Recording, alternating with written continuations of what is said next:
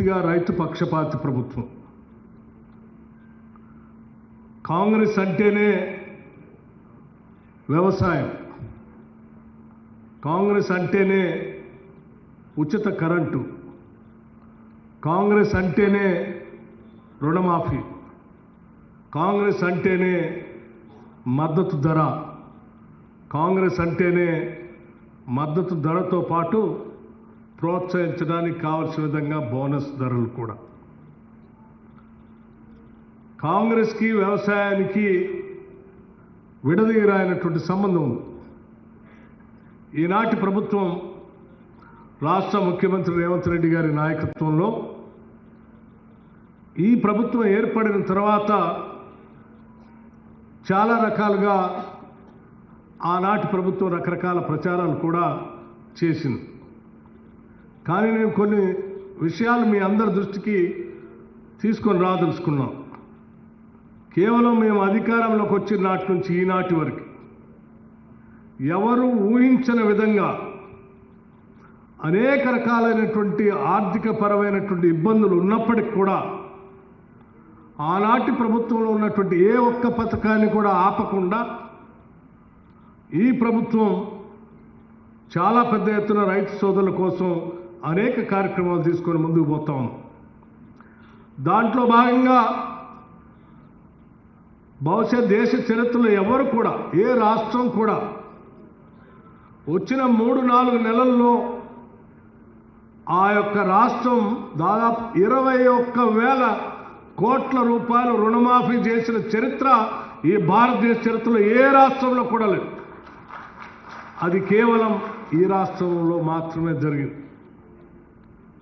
అట్లాగే అది చేస్తూ రైతు భరోసా తప్పనిసరిగా నాటి ప్రభుత్వం ఆ సీజన్లో వదిలేసి వెళ్ళింది. కానీ మనం మాత్రం రైతులకి అన్యాయం చేయకూడదని చెప్పి రాష్ట్ర ముఖ్యమంత్రి గారి మిగతా మంత్రిమండలి సభ్యులందరితో మాట్లాడి పెద్ద ఎత్తున రైతు భరోసా వేసే కార్యక్రమాన్ని కూడా చేపట్టారు.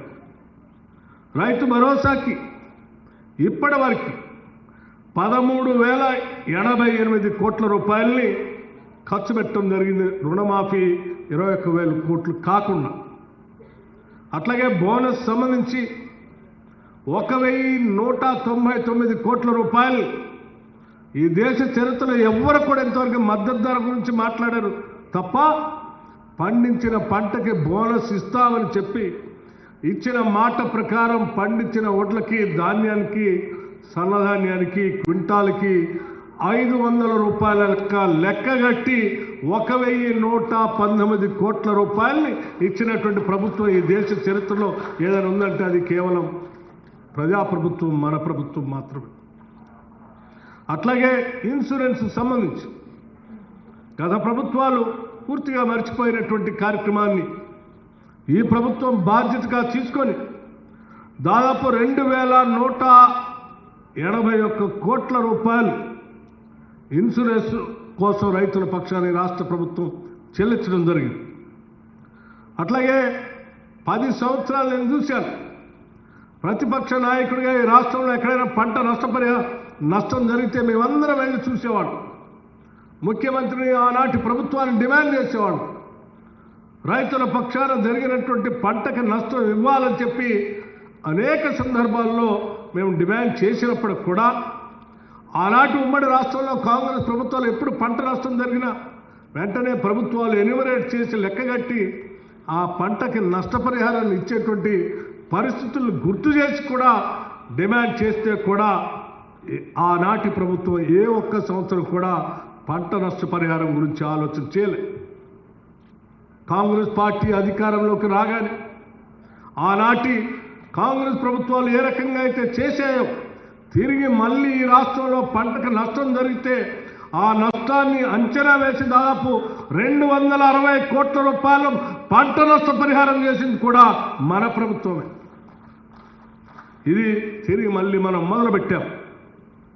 అట్లాగే రాష్ట్రంలో రైతాంగ సోదరుల కోసం దాదాపు 29 లక్షల పంప్ సెట్లకి పవర్ సబ్సిడీ పేరు మీద ఇప్పటికి 16,691 కోట్ల రూపాయల్ని ఆర్థిక శాఖ కరెంటు శాఖకి నిధులు చెల్లించింది రైతుల తరఫున. అట్లాగే ఇరిగేషన్ సంబంధించి ఒక 11,000 కోట్ల రూపాయలు ఖర్చు చేశాం.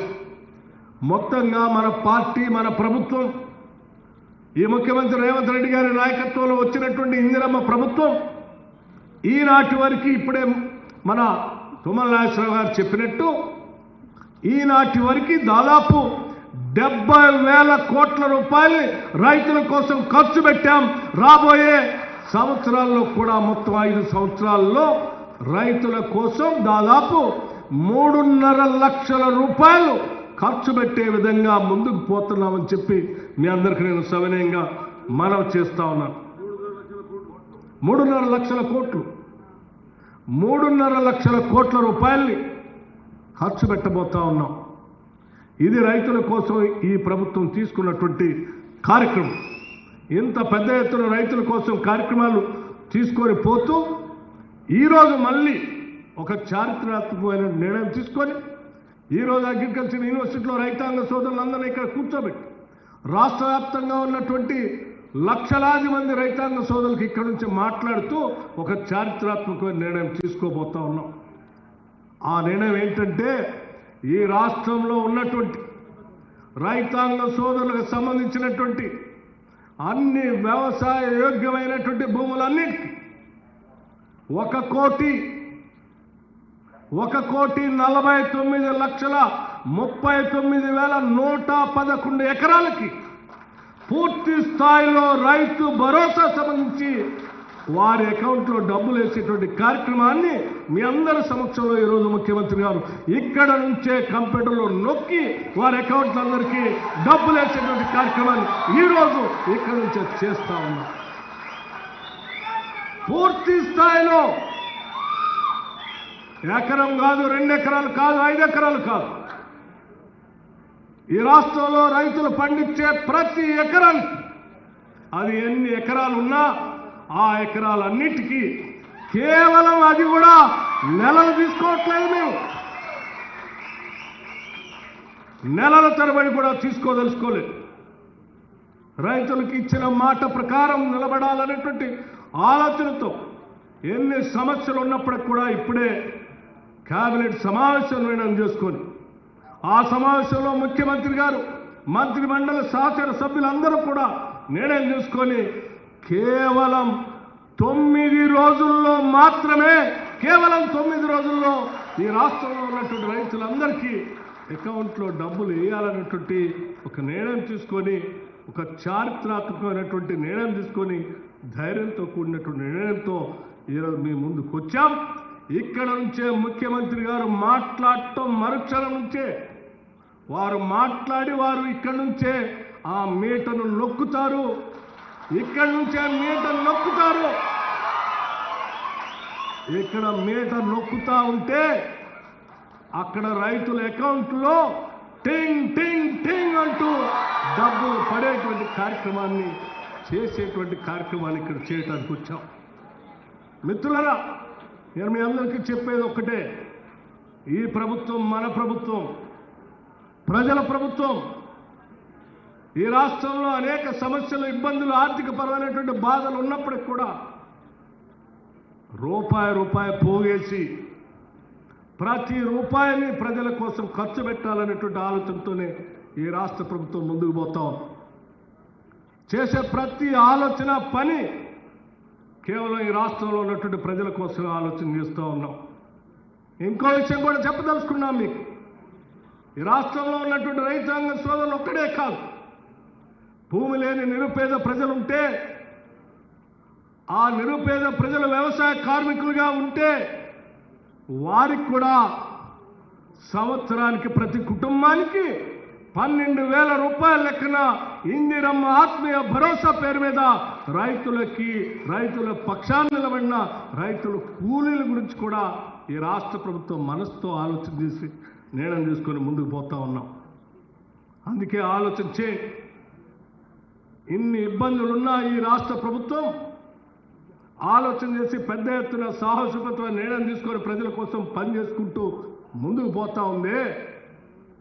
ఈ రకంగా ముందుకు పోతా ఉంటే భవిష్యత్తులో మాకు పుట్టగదులు ఉండవనేటువంటి ఆలోచనతో 10 సంవత్సరాలు ఈ రాష్ట్రాన్ని అధోగతి పాలు చేసినటువంటి ఆనాటి ప్రభుత్వం బురద జల్లాలనేటువంటి ఒక దుర్మార్గమైనటువంటి కార్యక్రమాన్ని తీసుకొని ముందుకు పోతా ఉంది.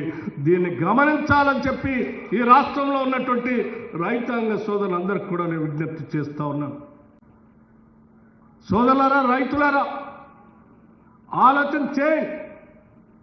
మన కోసం ఈనాటి ప్రభుత్వం నిటారుగా నిలబడి వారికి అనేక ఇబ్బందులు ఉన్నప్పుడు కూడా మనకిచ్చిన మాట ప్రకారం కేవలం 9 రోజుల్లోనే ఉన్న ఎకరాలన్నిటికీ కూడా రైతు భరోసా ఇచ్చే కార్యక్రమం తీసుకొని ముందుకు పోతా ఉంది.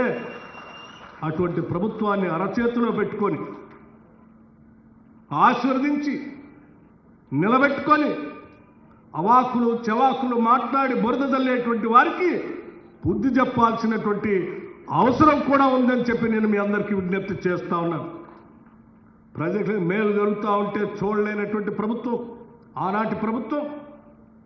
ప్రజలకి వాళ్ళకి కావాల్సినటువంటి సహాయ సహకారాలు అందిస్తూ ఉంటే కళ్ళల్లో నిప్పులు పోసుకొని అడ్డగోలుగా మాట్లాడేటువంటి ఆ నాయకత్వానికి నేను ప్రత్యేకంగా చెప్పాల్సినటువంటి అవసరం లేదు. వాళ్ళే చెప్పారు. అక్కడ ఉన్నటువంటి వాళ్ళంతా కూడా దెయ్యాలని, ఆ దెయ్యాలు ఈరోజు వికటాట్టహాసం చేసి గ్రామాల్లోకి వచ్చి మాట్లాడేటువంటి కార్యక్రమం చేస్తూ ఉంటారు. రైతులుగా నేను మీ అందరికీ ఒకటే విజ్ఞప్తి చేస్తా ఉన్నాను. ఊరు పొలిమేరల్లో కూడా దెయ్యాల్ని రానియొద్దు. గ్రామాలు సుభిక్షంగా ఉండాలి, పంటలు బాగా పండాలి, రైతన్నలు బాగా ఉండాలని చెప్పి మీ అందరికీ నేను సవినయంగా మనవి చేస్తూ ఈ చేసేటువంటి ఈ కార్యక్రమానికి మాకు మీ ఆశీర్వచనాలు, మీ దీవెనలు మెండుగా ఉంటే ఇంకా ధైర్యంగా రైతుల కోసం ఇంకా పెద్ద ఎత్తున చేసే కార్యక్రమాలు చేస్తామని చెప్పి మీ అందరికీ నేను మరొక్కసారి సవినయంగా మనవి చేస్తూ ఈ సంవత్సరం ఇప్పటికే 70,000 కోట్లు ఖర్చు పెట్టాం. రాబోయే రోజుల్లో ఇంకా పెద్ద ఎత్తున రైతుల కోసం ఖర్చు పెడతామని చెప్పి మీ అందరికీ మాటిస్తూ సెలవు తీసుకుంటున్నాను. జై హింద్.